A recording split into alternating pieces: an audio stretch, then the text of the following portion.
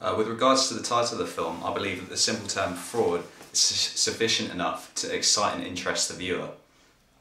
The term is also blunt and spells out what the film is about simply and efficiently. The film was filmed in several locations. For example, on many of the urban scenes I chose to film in an area where there are many financial institutions, and this fitted the theme of my film.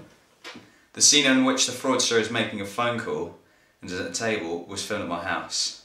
I chose to film here as there was good light and the shine off the table created an interesting effect.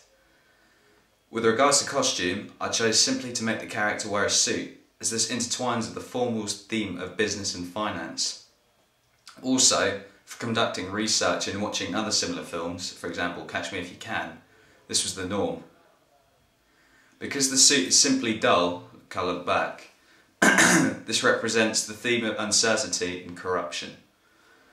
There were not many props used in this film, as it was not entirely necessary. Certain shots had to demonstrate the character was becoming interested in other people's details. This is easily shown by holding a credit card with receipts laid out on the table and the main character on the phone. I believe this combined with the low light evokes a sense of illegality and secrecy. With regards to camera work, I used panning shots and medium shots. And, for example, panning shots during the shot where I pan down the large office block during each, interval in between each shot of the fraudster, and medium shot where I filmed the fraudster or the character using the ATM. I used a basic font in the shot of the large office building / tower, faded out as the shot panned down the building.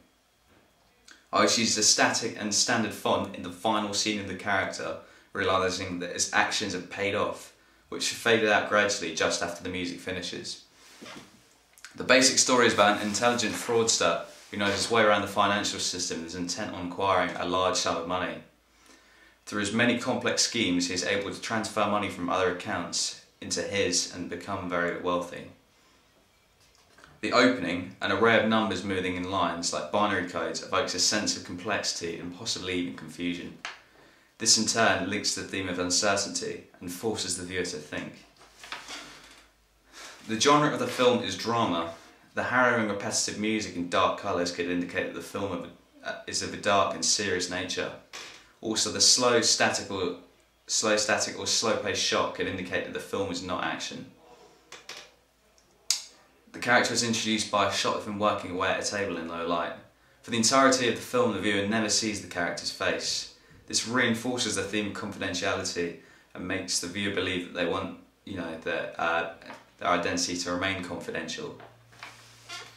During the transition between many scenes, I used fade and dip to colour, which were included in the Final Cut Pro platform.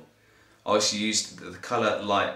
I also altered the colour, light, and exposure in many of the clips. What kind of media distribution might distribute your product and why? A media institution that might distribute my media product is Revolver Entertainment, who specialise in low-budget British films and have had experience in the past distributing a film concerning financial crime, Dead Man Running. The name of my company is Money Productions. The role of my company and similar companies is to produce low-budget quality films that still deliver the same qualities as a high-budget film. The sole role of a production company is to actually create a movie that can be given to the distributors. Production company does not deal with the advertising and distribution of the finished product. Since my film is a low-budget film, I may be able to fund the film through my own means. However, if I entered the film into a film festival, I may be able to acquire funding.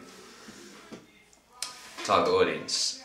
The target audience of my film is that people employed within the financial industry or simply people involved in finance. And, they may also only be interested in films which are more based around the storyline and content and other aspects such as special effects. Since the film is targeted to an older audience, from my research, I've found, the audience would rather purchase a hard copy of the film from a shop such as HMV or Virgin Megastore. The people that would want to watch my film like folk or soft rock music, they dislike mainstream pop and music which is only being produced to create maximum profit.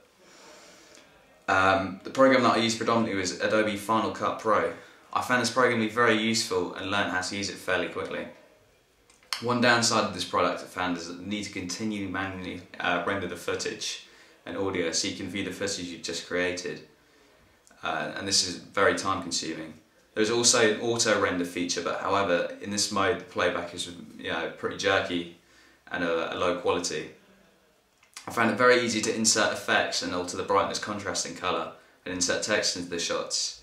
I also used Adobe After Effects to add a mask to the image of the cash machine to make it display a large sum of money, 1 million, I can't remember what it was now, but I also used toast conversion software to convert the video files from the camera, which were incompatible format to work with Final Cut Pro.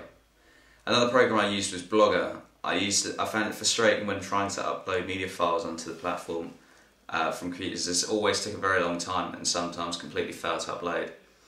Going back to Toast, I also use that for compression software. There's a compression feature in there for when I was compressing the files to put onto Blogger. One thing I've learned from my preliminary task was how to use the software, Adobe After Effects and Final Cut Pro. I also learned how to use the match and action technique at which I employed my film when the fraudster is making a call. I also learned the importance of filming in well-lit areas with a steady tripod.